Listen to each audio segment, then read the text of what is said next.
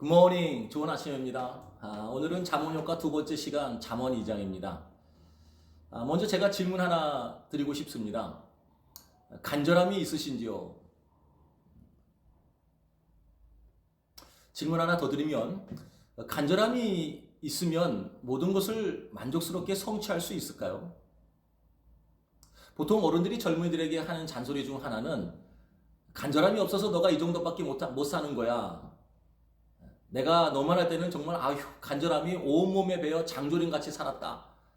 이렇게 말하죠. 그러면서 마지막으로 이 시대 모든 젊은이들을 향하여 일발장전 한 방 쏩니다. 요즘 젊은이 것들은 간절한 것이 없어서 큰일이야. 이런 말에 여러분 동의하십니까? 여자친구에게 헤어지자는 통보를 받은 남자가 이렇게 말을 합니다. 너가 사막이고 내가 물 한 컵이라면 나를 버릴 수 있겠니? 여자친구가 대답하기를 난 너가 그렇게 쓸데없는 말하는 것이 제일 싫어. 결국 차였습니다. 남자는 간절한 마음을 언어에 실어서 표현은 잘했지만 여자는 그 진정성을 느끼지 못했네요. 우리 삶이 그럴 때가 참 많습니다. 마음은 간절한데 일상의 행동과 삶의 태도가 그 간절함을 담지 못할 때가 많습니다. 그래서 마음만 그리고 말로만 간절합니다. 그런 사람에게 간절함이 있냐고 물으면 당연히 간절함이 있다고 말합니다. 그러면서 오히려 반문을 하죠. 나는 간절함이 있는데 왜 내 인생은 이렇게 잘 안 풀립니까? 라고 말입니다. 그 사람이 평소 어떻게 사는지 모르는 사람이 이 질문을 받으면 대답해주기 참으로 어려울 것입니다. 그런데 말이죠. 마음도 간절하고 일상의 행동과 삶의 태도에 그 간절함이 덕지덕지 묻어 있어도 인생이 잘 안 풀리는 경우가 있습니다. 아니, 많습니다. 그래서 무턱대고 간절함을 이야기했다가 얼굴 뜨거워질 때가 참 많습니다. 우리가 사는 이 세상은 간절함이 열매로 나타나지 못하는 경우가 허다합니다. 우리 몸은 간절함 그 자체입니다. 모든 기관들이 이 몸뚱아리 하나 건강하게 살려보겠다고 얼마나 간절하게 열심히 일하는지 모릅니다. 요즘 제가 혈관에 참 관심이 많은데요. 이제 그럴 나이가 되었기 때문이겠죠. 여러분 아시겠지만 한번 좀 들어보십시오. 우리 몸의 혈관의 길이가 12만 킬로미터입니다. 지구의 지름이 4만 킬로미터니까 지구를 3바퀴 도는 길이입니다. 이 엄청난 거리를 혈액이 한 번 순환하는 데 걸리는 시간이 20초입니다. 그러니까 이 피가 뇌 살리겠다고 또 몸에 상처나면 그 치료하겠다고 심장 뛰게 하겠다고 온몸을 얼마나 간절하게 뛰어다니는지 모릅니다. 그 피의 간절함 여러분 좀 알아주셔야 됩니다. 그 간절함에도 불구하고 몸을 건강하게 지키지 못하는 경우가 허다합니다. 미국 시애틀에 가면 항구에 있는 맥스웰 호텔이 있습니다. 이 호텔에 들어가면 직원이 조금 후에 찾아와서 선물 하나 전달해 준다고 합니다. 금붕어가 담긴 사람 얼굴만한 어항입니다. 머무는 동안에 살아있는 생명을 통하여 외롭지 않게 하려고 하는 의도인 듯 싶습니다. 제가 그 호텔방에 들어가 보진 못했지만 한번 좀 들어가 본 것처럼 한번 좀 상상해 보았습니다.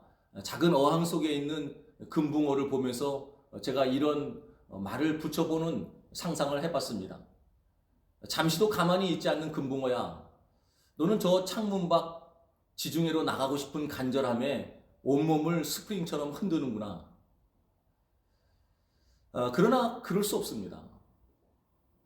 아니, 그럴 수 있어도 그러지 않는 것이 좋습니다. 바다에 들어가는 순간 금붕어는 죽기 때문입니다. 간절함이 이루어지지 않은 것이 금붕어에게는 천만다행인 경우인 거죠. 이렇듯 간절함이 마음에만 머물러 있는 경우도 있고 매일매일 그 간절함으로 온 힘을 다해 전력 질주해도 뜻이 이루어지지 못하는 경우도 있고 그 간절함이 이루어지지 않는 것이 천만다행인 묘한 경우도 있습니다. 그래서 우리는 이 타인의 간절함에 대해서 쉽게 말하기 어렵습니다. 솔로몬은 잠언 2장에서 지혜와 간절함을 만나게 합니다. 2절부터 4절을 제가 한번 읽어드리겠습니다. 내 귀를 지혜에 기울이며 내 마음을 명철에 두며 지식을 불러 구하며 명철을 얻으려고 소리를 높이며 은을 구하는 것 같이 그것을 구하며 감추어진 보배를 찾는 것 같이 그것을 찾으면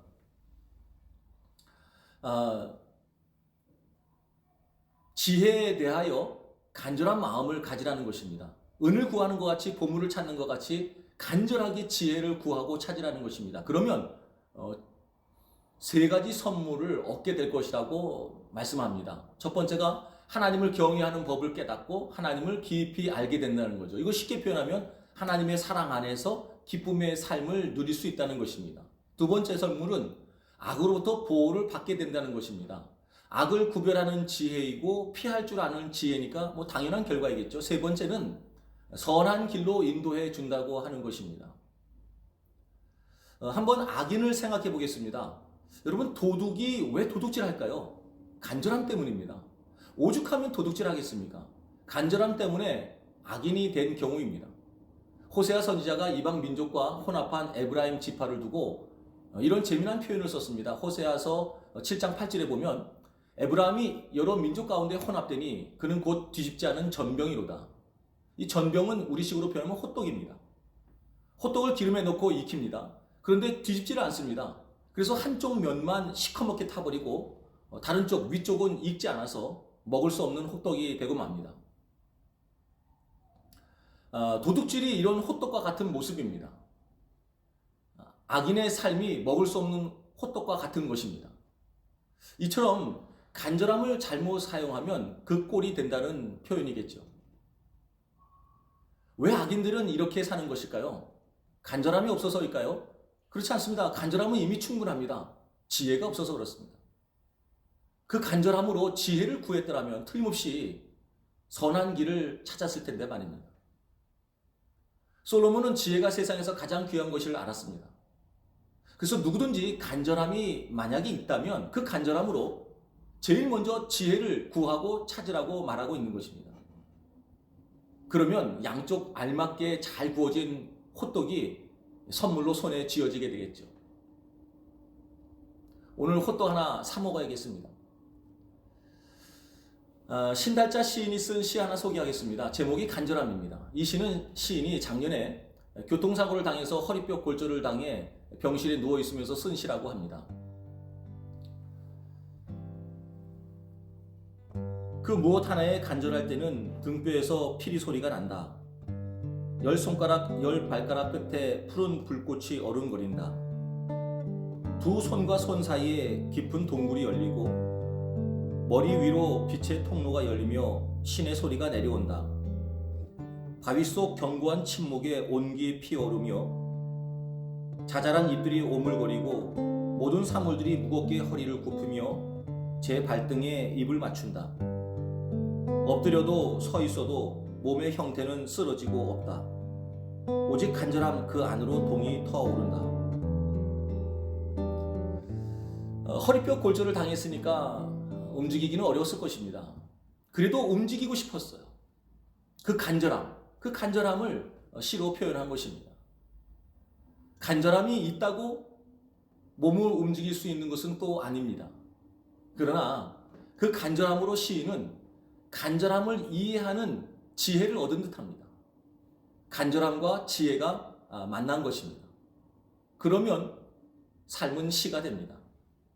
호떡을 닮은 먹음직스러운 시가 되겠지요. 오늘 여러분 호떡 하나 사서 드시면서 삶과 간절함에 대해서 생각해 보시면 어떨까요? 그러면 참 좋겠습니다. 기도하겠습니다.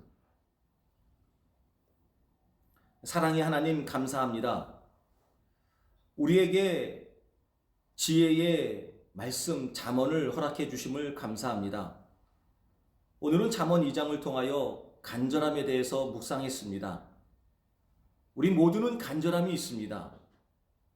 이런 간절함, 저런 간절함, 이 모든 간절함을 한데 모아 지혜를 구하고 찾는데 사용할 수 있도록 도와주시옵소서. 간절하게 지혜를 찾고, 간절하게 예수님을 찾고, 간절하게 하나님의 은혜를 구하고 찾는 성도들이 될 수 있도록 도와주시옵소서.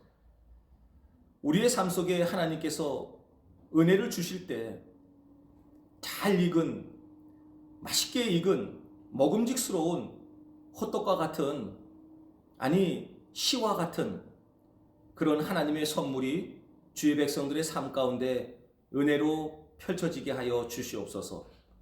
예수 그리스도의 이름으로 간절히 기도하옵나이다. 아멘.